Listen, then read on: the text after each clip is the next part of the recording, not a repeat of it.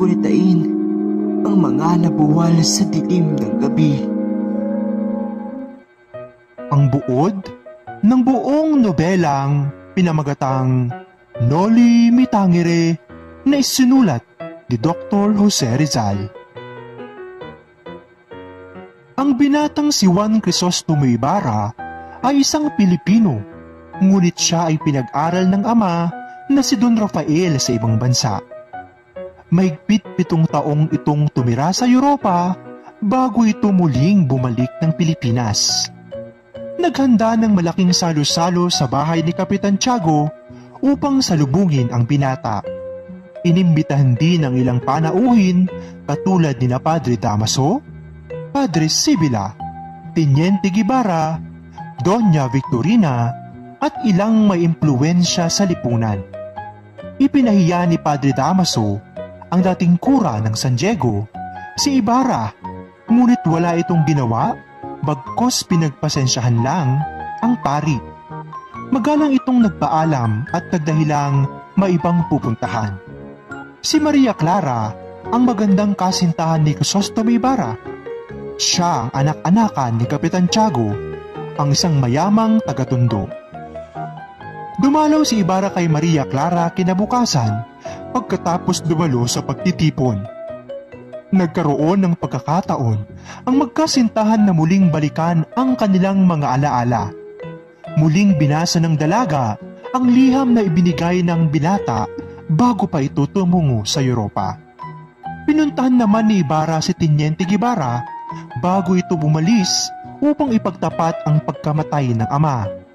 Isinalaysay ng Teniente na naakusahan ang ama na erehe at pilibostero dahil sa hindi itnuto pagsisimba at pangungumpisal.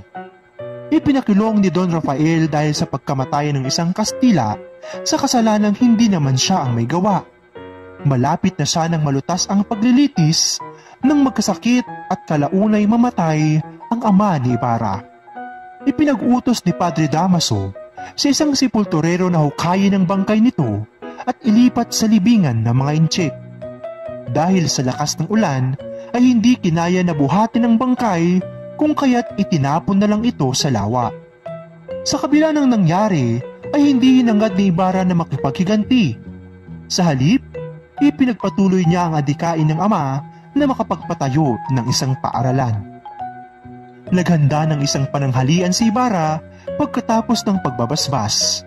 Muli na namang tinira ni Padre Damaso ang binata.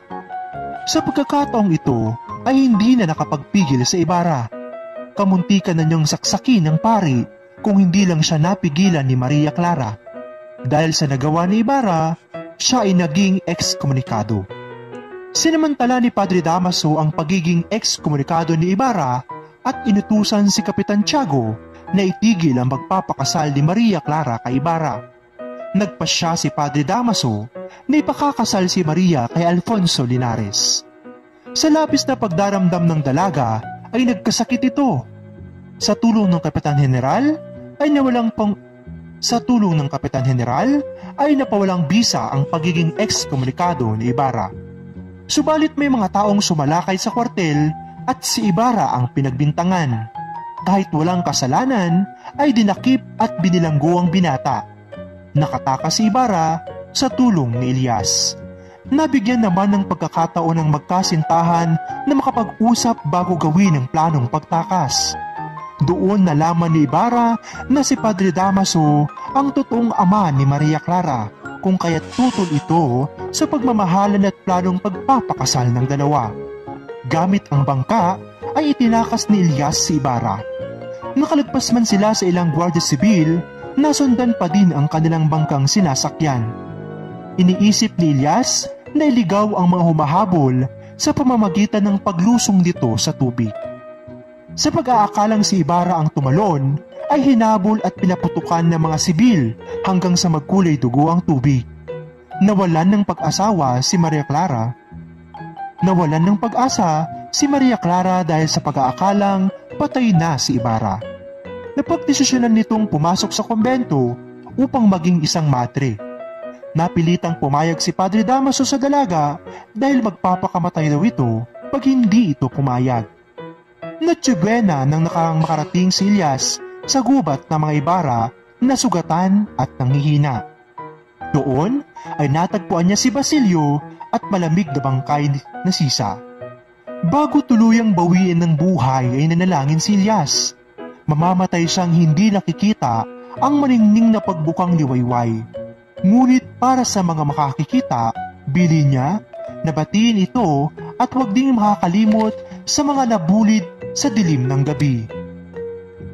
Kung nakatulong sa iyo ang buod ng buong kwento ng Noli Me Tangere, mangyaring ibahagi din ito sa iyo.